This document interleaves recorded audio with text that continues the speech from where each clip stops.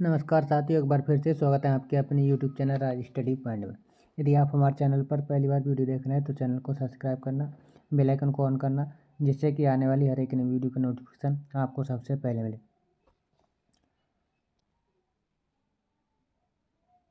तो आज हम प्राचीन भारत से संबंधित कुछ इंपॉर्टेंट क्वेश्चनों को सॉल्व करने वाले हैं। तो आज का पहला क्वेश्चन है,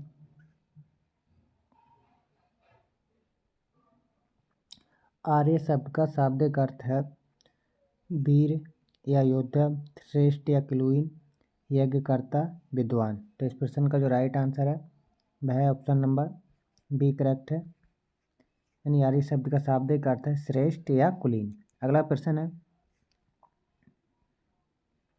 इनमें से किस फसल का ज्ञान वैदिक काल के लोगों को नहीं था? ऑप्शन ए गेहूँ, ऑप्शन बी चावल, ऑप्शन सी तंबाकू, ऑप्शन डी ज्वार। तो इस प्रश्न का जो राइट आंसर है वह ऑप्शन नंबर सी करेक्ट है, यानी तंबाकू का ज्ञान वैदिक काल के लोगों को नहीं था। अगला प्रश्न है, किस वेद में प्राचीन वैदिक युग की संस्कृति के बारे में सूचना दी गई है? Option A Rigveda, option B Yajurveda, option C Atharvaveda, option D Samaveda.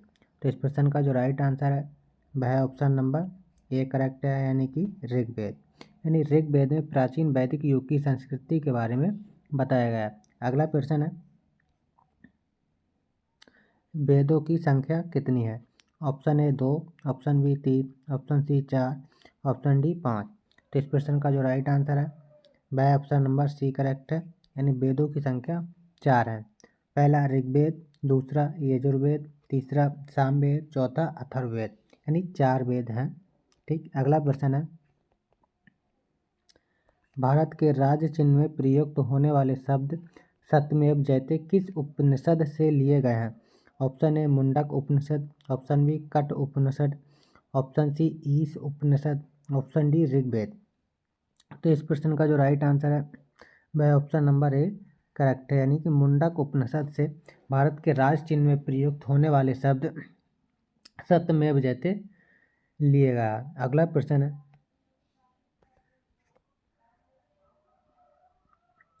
ऋग्वैदिक आर्यों का मुख्य व्यवसाय क्या था? ऑप्शन ए कृषि, ऑप्शन बी शिक्षा, ऑप्शन सी व्यवसाय, ऑप्शन डी पशुपालन। तो इस प्रश्न का जो राइट आंसर है वह ऑप्शन नंबर डी करेक्ट है, यानी ऋग्वैदिक आर्यों का मुख्य व्यवसाय पशुपालन था। अगला प्रश्न है, भारतीय संगीत का आदि ग्रंथ कहा जाता है?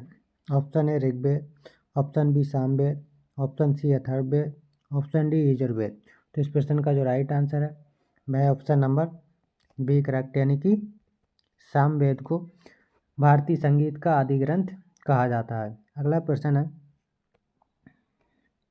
प्रथम विधि निर्माता कौन है? Option A Chanakya, option B Manu, option C Chandragupta, option D Seleucus.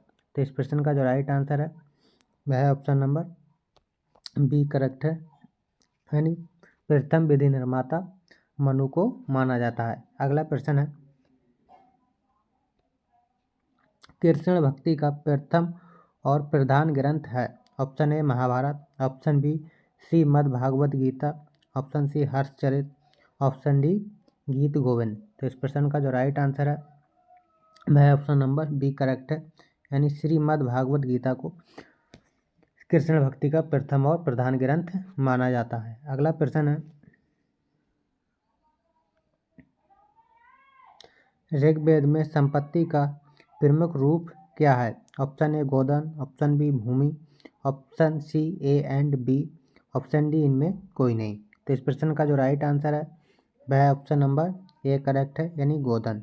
Rigveda में संपत्ति का प्रमुख रूप गोधन को माना जाता है। अगला प्रश्न है, ऋग्वेद के किस मंडल में शूद्र का उल्लेख पहली बार मिलता है? ऑप्शन ए 7वें, ऑप्शन बी 8वें, ऑप्शन सी 9वें, ऑप्शन डी 10वें।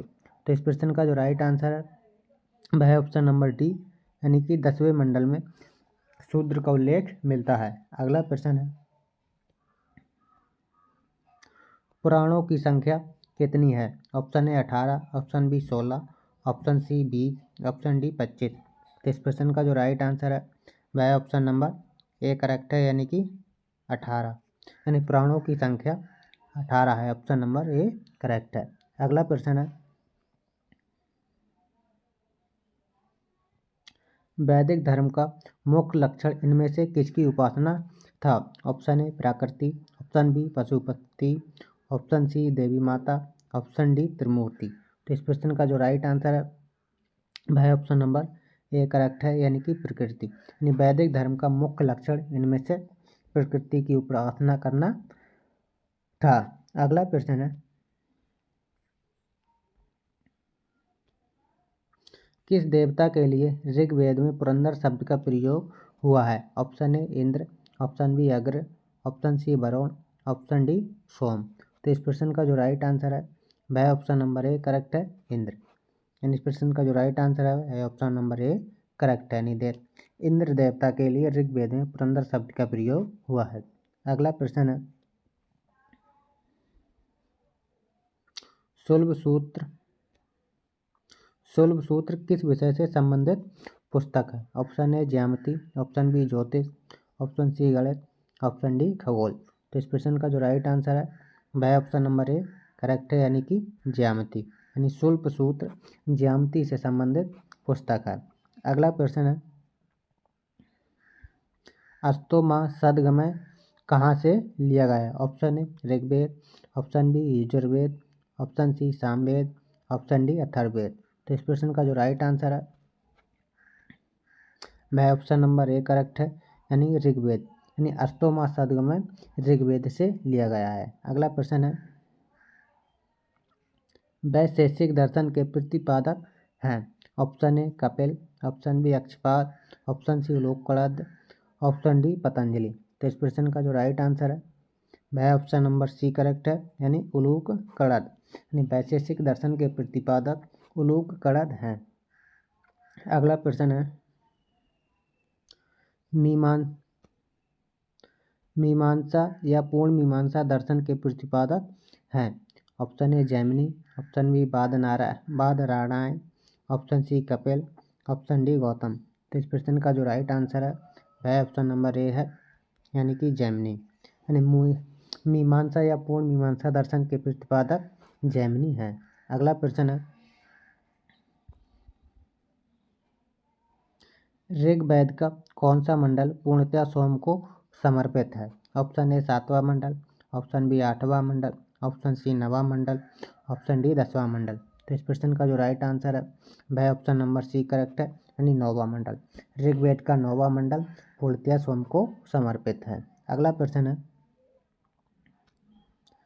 प्रसिद्ध दस राजाओं का युद्ध दसराज युद्ध किस तट पर लड़ा गया? Option A Ganga, option B Brahmaputra, option C Kaveri, option D परशुनी।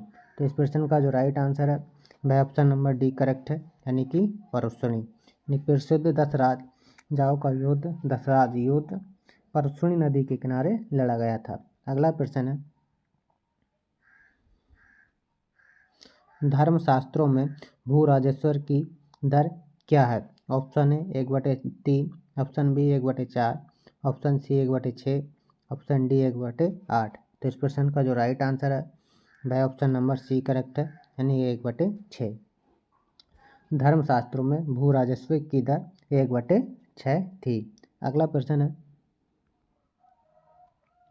Gayatri मंत्र किस पुस्तक में मिलता है? Option A Rigveda, option B Yajurveda, option C Upanishad, option D Bhagavad Gita. तो इस प्रश्न का जो राइट आंसर है वह ऑप्शन नंबर ए करेक्ट है, यानी ऋग्वेद। यानी गायत्री मंत्र का उल्लेख ऋग्वेद में मिलता है। अगला प्रश्न है, चरक संहिता नामक पुस्तक किस विषय से संबंधित है? ऑप्शन ए अर्थशास्त्र, ऑप्शन बी राजनीति, ऑप्शन सी चिकित्सा, ऑप्शन डी धर्म। तो इस प्रश्न का जो राइट आंसर है वह ऑप्शन नंबर सी करेक्ट है, यानी धर्म। चरक संहिता चिकित्सा से संबंधित पुस्तक है। अगले प्रश्न है, यज्ञ संबंधी विधि विधानों का पता चलता है? Option A Rigveda, option B Samaveda, option C ब्राह्मण ग्रंथों से, ऑप्शन डी यजुर्वेद से।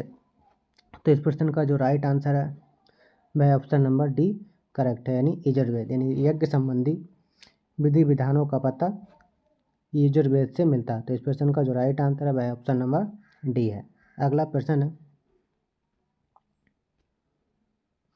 वैदिक युग में प्रचलित लोकप्रिय शासन प्रणाली है।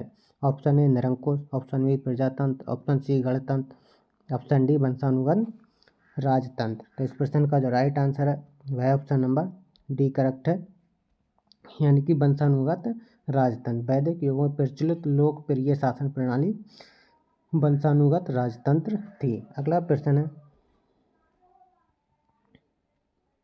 सबसे प्राचीन वेद है। Option A Rigveda, option B Yajurveda, option C Samaveda, option D Atharvaveda. तो इस प्रश्न का जो राइट आंसर है वह ऑप्शन नंबर ए करेक्ट है, ऋग्वेद। नहीं, सबसे प्राचीन वेद ऋग्वेद है।